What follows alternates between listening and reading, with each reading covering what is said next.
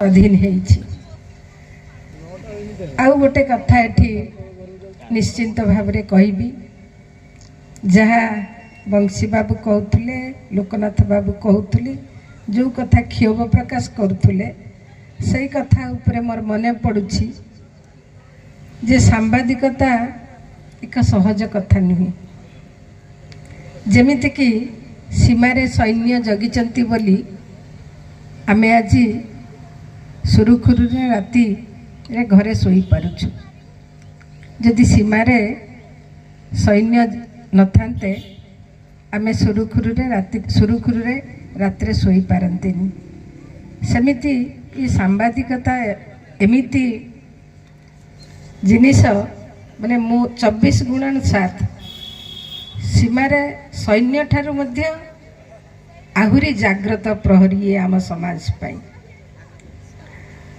एठी जो कथा क्षोभ प्रकाश करुछंती सांबादिकटीए बेले बेले जो असुविधार सम्मुखीन हुए केतेबेले मध्य जीवन हारिबा को पड़ी थाए ताकू आपण माने जानी थिबे जो ओटीवी रे से अरविंद ना कोन ना एमित अरिंदम केमिति जीवन हारिछि सेठू मोर मने पड़िला जे आपणकर 1993 मसीहार साउथ आफ्रिकार आपणकर केल्विन कार्टर जो सांबादिक कथा ए कथा मु कही मते लोका भाई डाकी तांकर एनुअल फंक्शन ना कौन थिला नीलगिरी को डाकी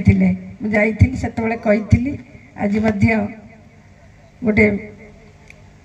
सुजोग आसीथिला बस्तारे मध्य कही आज एठी मने पड़ुछि मु कहूछि संक्षेप रे कहबी।